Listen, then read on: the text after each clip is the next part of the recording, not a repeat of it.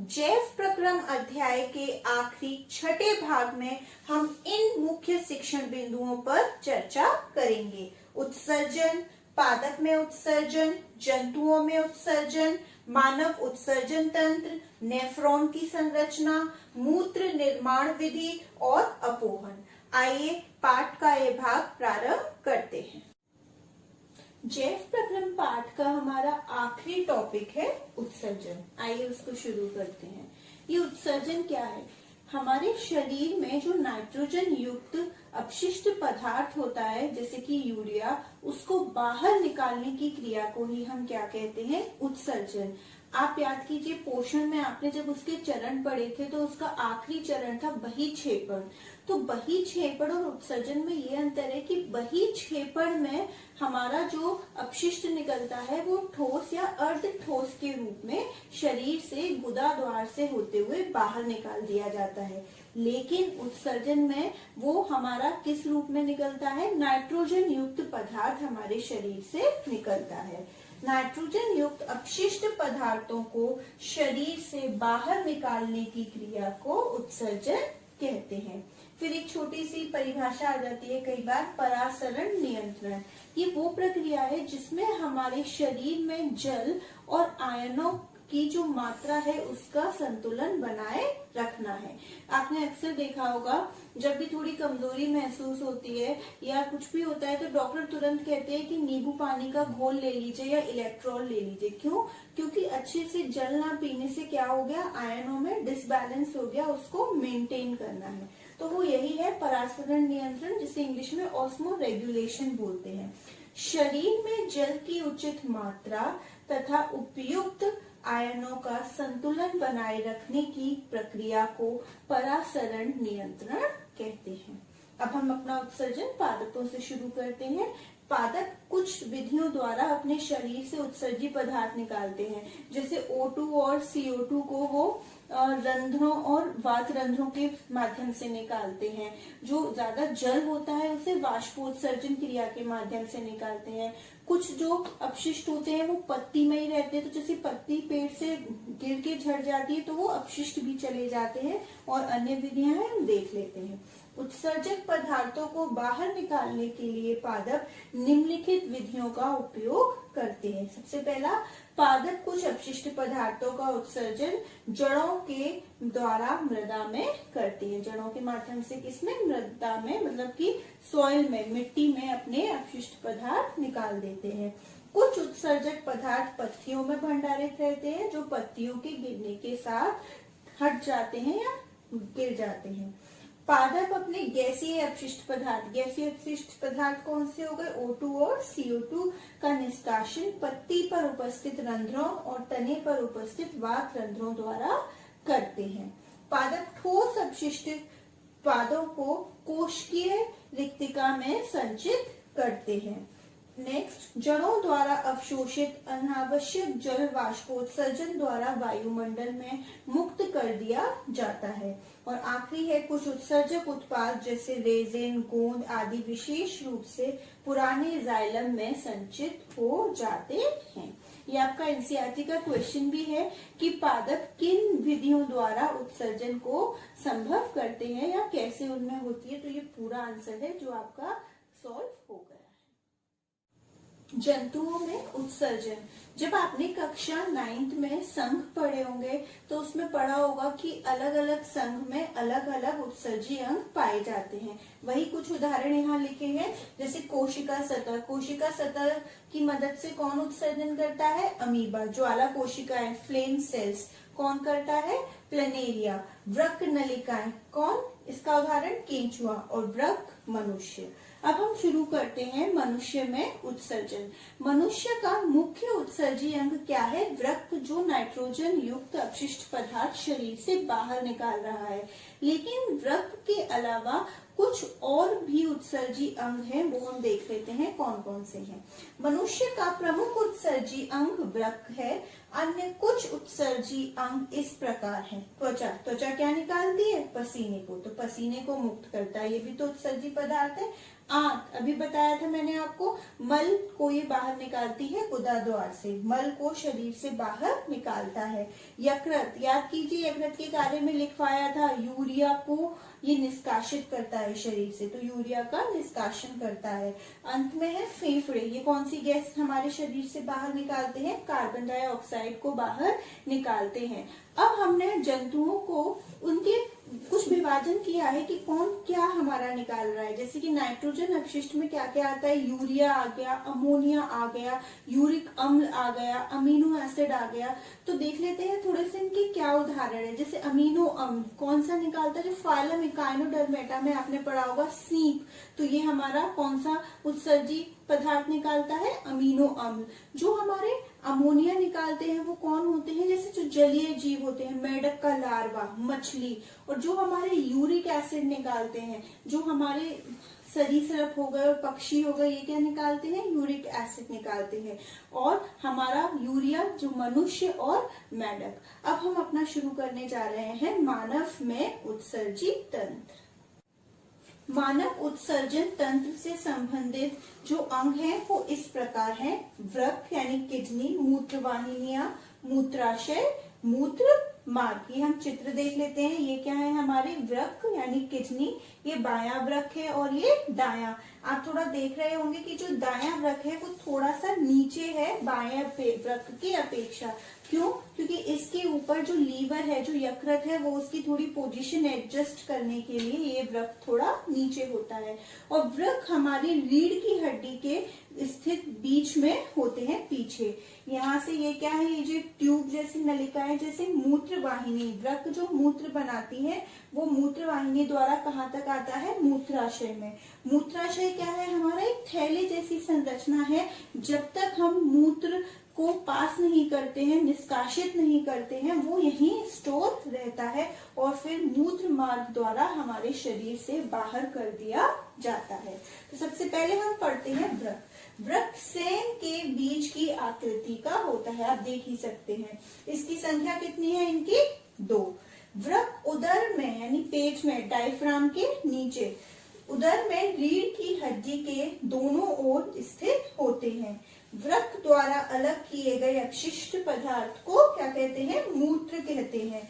प्रत्येक वृक्क में लगभग 8 से 12 लाख महीन, लंबी तथा कुंडलित रचनाएं होती हैं, जिन्हें नेफ्रॉन कहते हैं। याद कीजिए जब मैंने श्वसन के वक्त फेफड़े पढ़ाए थे तो उसमें कूपिकाएं थी जो उसकी संरचनात्मक और क्रियात्मक इकाई थी, गुब्बारे जैसी। ठीक उसी तरीके से यहाँ पर वृक्क की क्रियात्मक और संरचनात्मक इकाई क्या है? नेफ्रॉन, जिसे हम वृक्क प्राणु भी कहते हैं।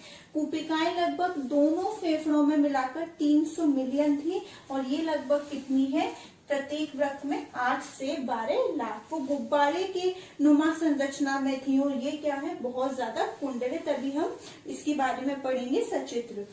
वृक्क के कुछ निम्नलिखित कार्य हैं, सभी जानते हैं। सबसे पहला तो ये नाइट्रोजनीय अपशिष्ट पदार्थ जैसे यूरिया को शरीर से बाहर निकालने का कार्य करते हैं। इसके साथ ही रुधिर के पीएच मान को भी नियंत्रित रखते हैं। और लास्ट, ये शरीर में आयन यानी लवणों की मात्रा को संतुलित करता है, जिससे रुधिर दाब भी नियंत्रित रहता है। यानी परासरण जो हमारा है, परासरण नियंत्रण, उसको ये बनाए रखता है, आयनों की मात्रा को। मूत्र वाहिनियां, मूत्र वाहिनी द्वारा मूत्राशय में जाता है। मूत्र वाहिनी लगभग हमारी 25 से 30 सेंटीमीटर लंबी नलिका होती है। मूत्राशय, यहाँ मूत्र निष्कासन हेतु एकत्र होता है। मूत्र मार्ग, यहाँ से मूत्र उत्सर्जित हो जाता है। अब हम डिटेल में पढ़ते हैं हमारे नेफ्रॉन की संरचना। ये कई बार पूछ ली जाती है और इसका चित्र, जैसे आप लोगों को हृदय के चित्र बहुत कठिन लगता है, ठीक ये भी बहुत कठिन लगता है देखने में, पर उसको भी हम सरल उसमें बनाना सीखते हैं। जैसा कि मैं बता चुकी हूँ, नेफ्रॉन हमारे वृक्क का संरचनात्मक और क्रियात्मक इकाई होती है। तो अब हम इसकी संरचना डिटेल में पढ़ लेते हैं। ये निम्न संरचनाओं से मिलकर बना होता है। सबसे पहला मेल्फिगियन कणिका और रीनल नलिका। मेल्फिगियन कणिका में दो भाग, ग्लोमेरुलस और वोमेन संपुट। ये जो ग्लोमेरुलस होता है ये एक केशिका गुच्छ होता है, गुच्छा होता है ये कोशिकाओं का, जो रुधिर को छानता है। इसकी भित्ति से रुधिर छन जाता है। वोमेन संपुट जैसे प्याली होती है ना, कब डबल लेयर स्ट्रक्चर होता है, बिल्कुल ये प्याले के आकार का होता है। और रीनल नलिका, जैसा कि ये बहुत कुंडलित संरचना है, तो रीनल नलिका वही भाग है इसका, कुंडलित भाग है। ये कुंडलित संरचना है जो निम्न भाग से मिलकर बनी है। सबसे पहला समीपस्थ कुंडलित नलिका, फिर हैंगले रूप, दूरस्थ कुंडलित नलिका और अंत में मूत्र संग्रही नलिका। नाम थोड़े डिफिकल्ट है, लेकिन अगर आप पढ़ेंगे इसको 2-3 बार तो ये नाम आपको याद हो जाएंगे।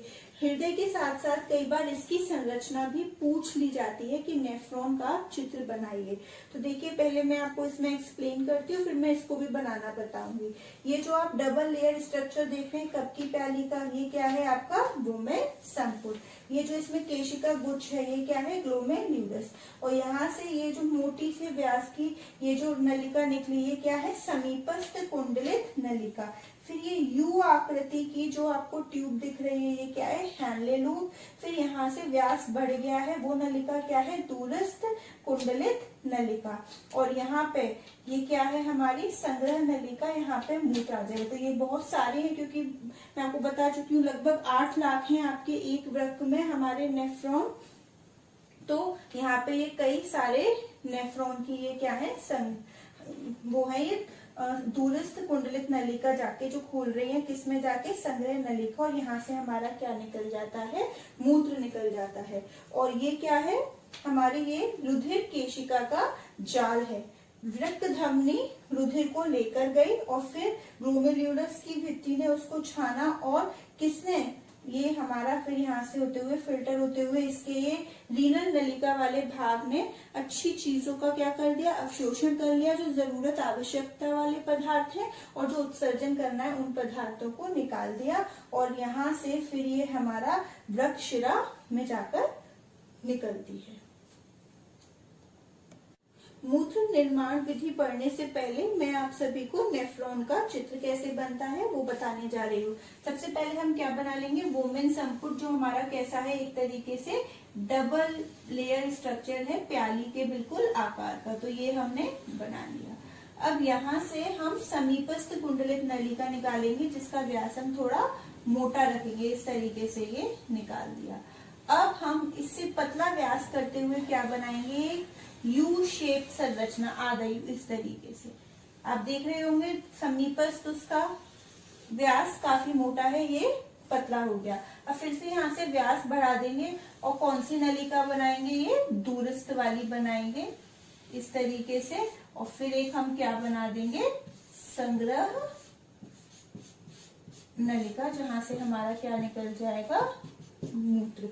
और ये क्या बना देंगे इसमें हम, वो केशिका गुच्छ ग्लोमेरुलस, जो यहाँ पे जा रही है, लेके कौन जा रही है, ये हमारी वृक्क धमनी। और लेकर कौन आई, ये वृक्क शिरा लेकर आई जब ये फिल्टर हो गया।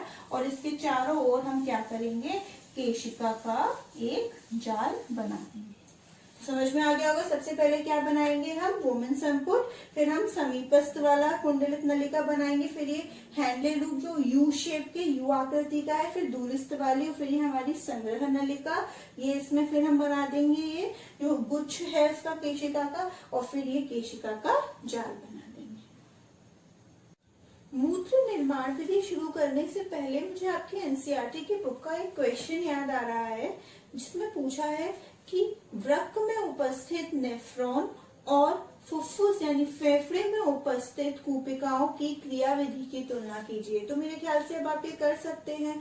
हमारा नेफ्रॉन कैसे आकृति के हैं, बहुत कुंडलित, और वो कैसी आकृति की है, कूपिकाएं हमारी बिल्कुल जैसे गुब्बारे या फिर अंगूर का गुच्छा। दोनों ही क्या करते हैं, सतही क्षेत्रफल को बढ़ाते हैं। हमारा जो नेफ्रॉन है वो किसकी क्रियात्मक और संरचनात्मक इकाई है, हमारे वृक्क की, और जो हमारी कूपिका है वो हमारे फुफ्फुस की संरचनात्मक एवं क्रियात्मक इकाई है। फुफ्फुस में जो कूपिकाएं हैं वो क्या करती हैं, सतह देती हैं जिससे हमारे गैसों का आदान प्रदान हो सके। और जबकि हमारा ये जो नेफ्रॉन है ये हमारे शरीर से नाइट्रोजन युक्त अपशिष्ट पदार्थ को बाहर निकालने में सहायक है। तो और आप उसकी संरचना का वर्णन कर सकते हैं। ठीक उसी तरह एक क्वेश्चन और है कि आप नेफ्रॉन का चित्र बनाएं और उसकी क्रियाविधि और उसका स्ट्रक्चर, उसकी संरचना बताएं। तो वो पूरा मैं बता चुकी हूँ। अब हम देखते हैं मूत्र निर्माण विधि। मूत्र निर्माण विधि में हमारे 3 प्रक्रिया होती है, 3 चरण होते हैं। सबसे पहला ग्लोमेरुलस फिल्ट्रेशन, दूसरा चयनित पुनरावशोषण, तीसरा नलिका विसर्जन। ग्लोमेरुलस फिल्ट्रेशन में क्या होता है, इस चरण में जो रक्त धमनी रक्त लेकर आ रही है वो ग्लोमेरुलस की भित्ति पर आकर छन जाता है। पहले कहाँ आएगा, हमारा जो प्याले की आकृति का संपुट है, वुमेन संपुट, वहां आएगा और ग्लोमेरुलस की भित्ति उसको छान देगी। छानने के बाद जो हमारे पास तरल निकला उसे हम क्या कहेंगे, ग्लोमेरुलस फिल्ट्रेट। और इस फिल्ट्रेट में क्या क्या है, ग्लूकोज, लवण, अम्ल तथा नाइट्रोजन के यौगिक। चयनित पुनरावशोषण में क्या होगा कि अगर इस फिल्ट्रेट में जितने अच्छे पदार्थ आ गए हैं जो उपयोगी हैं उनका क्या हो जाएगा, अवशोषण हो जाएगा। और नलिका विसर्जन में क्या होगा, जो नलिका है, जो केशिका का गुच्छा है, जो केशिका का जाल है, वो क्या करेंगे, अपने उत्सर्जी पदार्थ जैसे यूरिया और यूरिक अम्ल को उसमें डाल देंगे जिससे कि वो बाहर शरीर से जा सके। एक क्वेश्चन है और एनसीईआरटी का कि मूत्र बनना आपके शरीर में कैसे, मतलब नियमन होता है मूत्र की मात्रा। मूत्र बनने की मात्रा हमारे शरीर में जो अनावश्यक जल है और जो अपशिष्ट पदार्थ है, मतलब कि जो वर्ज्य पदार्थ है, उनकी मात्रा पर निर्धारित करता है। अक्सर आपने देखा होगा कि गर्मी में जो यूरिन, जो मूत्र आता है वो अधिक कैसा होता है, पीला होता है। क्यों? क्योंकि हमारे शरीर में गर्मी की ऋतु में वैसे ही क्या निकल रहा होता है, बहुत ज्यादा पसीना, और जल ना निकल जाए इसलिए मूत्र से क्या होता है, वो जल का अवशोषण हो जाता है। और इसकी अपेक्षा शीत ऋतु में क्या होता है, हमारे शीत ऋतु में पसीना नहीं आ रहा होता तो पानी की अधिकता हो जाती है, तो हमारे मूत्र की मात्रा भी बढ़ जाती है। और जितने हमारे शरीर में वर्ज्य पदार्थ होंगे उतना ही ज्यादा हमें मूत्र बनता है। यही सब लिखा है, पढ़ लेते हैं। ग्लोमेरुलस फिल्ट्रेशन, इस चरण में वृक्क धमनी रुधिर लेकर वोमेन संपुट में पहुंचती है जहां ग्लोमेरुलस की भित्ति से रुधिर छन जाता है। नेक्स्ट पॉइंट, छना हुआ तरल, जिसे हमने क्या कहा है, ग्लोमेरुलस फिल्ट्रेट, वोमेन संपुट में एकत्रित हो जाता है। इस फिल्ट्रेट में ग्लूकोज, लवण, अम्ल तथा नाइट्रोजन के यौगिक उपस्थित होते हैं। चयनित पुनरावशोषण, इस चरण में ग्लूकोज, जल व अन्य उपयोगी पदार्थ का नलिका द्वारा चयनित पुनरावशोषण हो जाता है। यही एक इम्पोर्टेंट नोट है, मूत्र बनने की मात्रा का नियमन शरीर में उपस्थित अनावश्यक जल की मात्रा तथा शरीर में उपस्थित वर्ज्य पदार्थों की मात्रा के आधार पर होता है। जैसे ग्रीष्म ऋतु में पसीने के रूप में जल के निकल जाने के कारण मूत्र की मात्रा कम हो जाती है, और शीत ऋतु में पसीना बहुत कम आता है इसलिए शरीर में जल की अधिकता हो जाने से मूत्र की मात्रा बढ़ जाती है। बहुत इंपॉर्टेंट ये आपके एनसीईआरटी बुक का क्वेश्चन है जो यहाँ कवर हो गया। अब नलिका विसर्जन, जो भी अपने उत्सर्जी पदार्थ है वो नलिका उसमें डाल देगी। इस चरण में नलिका द्वारा अतिरिक्त अपशिष्ट पदार्थ जैसे यूरिया, यूरिक अम्ल उत्सर्जित कर दिया जाता है। वृक्क द्वारा अलग किए गए अपशिष्ट को क्या कहते हैं, मूत्र कहते हैं। और अपशिष्ट को अलग करने के बाद साफ रुधिर को वृक्क शिरा द्वारा वापस भेज दिया जाता है। कितने चरण है मूत्र बनने के निर्माण में, 3, और तीनों ही अपने नाम पर आधारित है। ग्लोमेरुलस फिल्ट्रेशन, ग्लोमेरुलस ने क्या कर दिया, रुधिर को फिल्ट्रेट कर दिया। चयनित पुनरावशोषण, जो अच्छे पदार्थ है, उपयोगी पदार्थ है, उनका अवशोषण हो गया, उनका रीएब्जॉर्प्शन हो गया। नलिका विसर्जन, यहाँ पे क्या हो गया, जो उपयोगी पदार्थ नहीं है, जो अपशिष्ट है, उनका सीक्रेशन हो गया, उनका विसर्जन हो गया। हमारा लास्ट टॉपिक है कृत्रिम वृक्क अपोहन। आप खुद सोचिए, अगर हमारा वृक्क, हमारी किडनी काम करना बंद कर दे तो क्या होगा? क्या होगा? हमारे शरीर में जो नाइट्रोजन युक्त अपशिष्ट पदार्थ हैं वो एकत्रित होते रहेंगे, जो हमारे शरीर के लिए घातक भी हो सकते हैं, जिससे मनुष्य की जान जा सकती है। तो ऐसी अवस्था में क्या होता है, उसको क्या दिया जाता है? हीमोडायलिसिस यानी कृत्रिम वृक्क पर उसको ट्रीटमेंट दिया जाता है, जिससे उसके रुधिर से जो नाइट्रोजन युक्त अपशिष्ट है उनको अलग किया जा सके। इस विधि को ही हम कहते हैं अपोहन। तो देखते हैं क्या है। कई कारण जैसे संक्रमण, आघात, इन कारणों से वृक्क की क्रियाशीलता कम हो जाती है, जिससे विषैले अपशिष्ट पदार्थ शरीर में संचित हो जाते हैं और परिणाम स्वरूप मनुष्य की मृत्यु भी हो जाती है। इस अवस्था में कृत्रिम वृक्क द्वारा नाइट्रोजनी अपशिष्ट उत्पादों को रुधिर से अलग कर दिया जाता है। इस विधि को ही अपोहन कहते हैं। यहाँ पर हमारा जेएफ प्रक्रम पाठ फिनिश हो गया है। अब हम पूरे पाठ का एक क्विक रिवीजन कर लेते हैं कि हमने कैसे कैसे इसको स्टार्ट किया था। जेएफ प्रक्रम पढ़ा था हमने सबसे पहले, उसकी परिभाषा, उसके बाद हमने पढ़े थे जेएफ प्रक्रम में 4 प्रक्रम आएंगे इस पाठ में हमारे, पोषण, हमारा श्वसन, परिसंचरण और हमारा उत्सर्जन। और इनको हमने कैसे कैसे पढ़ा, पहले पादप में और फिर जंतुओं में। पोषण में हमने सर्वप्रथम पोषण की परिभाषा और उसका विभाजन पढ़ा। उसके बाद हमने पादप में पोषण यानी प्रकाश संश्लेषण की संपूर्ण प्रक्रिया को बहुत अच्छे से उसके महत्व के साथ फिनिश किया। फिर हमने जंतुओं में जब पोषण शुरू किया तो सबसे पहले हमने जंतुओं में पोषण के जो चरण थे 5 उनको डिस्कस किया। उसके बाद हमने अमीबा का पोषण विधि बहुत अच्छे से सचित्र हमने उसको समझा। फिर हम आ गए थे अपने मानव के पाचन तंत्र पे, जहाँ हमने आहार नाल और पाचन ग्रंथियों की बात की थी। हमारा नेक्स्ट जेएफ प्रक्रम था हमारा श्वसन, जिसमें हमने श्वसन और सांस लेने में अंतर समझा। उसके बाद हमने श्वसन के प्रकार पढ़े और फिर हमने पादप में श्वसन में रंध्र और वातरंध्र की बात की। और उसके पश्चात हमने मानव के श्वसन तंत्र की क्रमागत अंक पढ़े और इसमें कैसे सांस लेने की क्रिया होती है, अंतःश्वसन और निःश्वसन, वो भी पढ़ा। और साथ ही साथ हमने पढ़ा कि गैसीय विनिमय यानी गैसों का आदान प्रदान कैसे होता है। उसके बाद हमने हमारा परिसंचरण तंत्र शुरू किया, जिसमें हमने पादपों में परिसंचरण पढ़ा कि जाइलम क्या करता है, जड़ों से पानी को पत्तियों तक और उसके अन्य भागों तक पहुंचाता है, और फ्लोएम जो भोजन बना है पत्ती में उसको नीचे तने और जड़ों तक पहुंचाता है। उसके बाद हमने परिसंचरण तंत्र के 4 घटक को बहुत डिटेल में पढ़ा। पहला घटक हमने पढ़ा था रुधिर। उसके बाद रुधिर हमारे 2 भाग में विभाजित थे, प्लाज्मा और रुधिर कणिकाएं।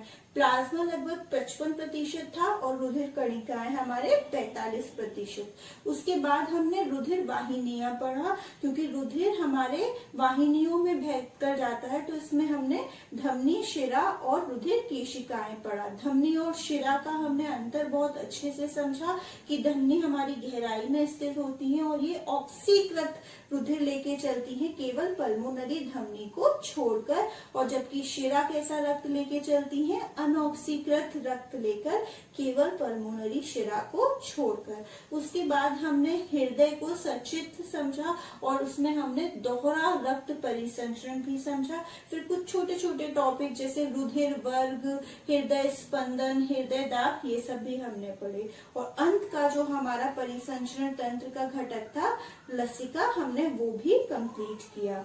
और आखिरी हमारा जो जेएफ प्रक्रम था उत्सर्जन, हमने उत्सर्जन की परिभाषा समझी और हमने उसके बाद पादप में पढ़ा। फिर जंतुओं में हमने वृक्क की इकाई के बारे में पढ़ा, वृक्क की संरचना, वृक्क की इकाई नेफ्रॉन के बारे में पढ़ा, और फिर हमने मूत्र निर्माण की विधि समझी, और अंत में हम यहाँ कृत्रिम वृक्क के बारे में भी हमने जाना। अंत में अध्याय के इस आखिरी भाग से भी हम गृह कार्य के लिए कुछ प्रश्न देख लेते हैं।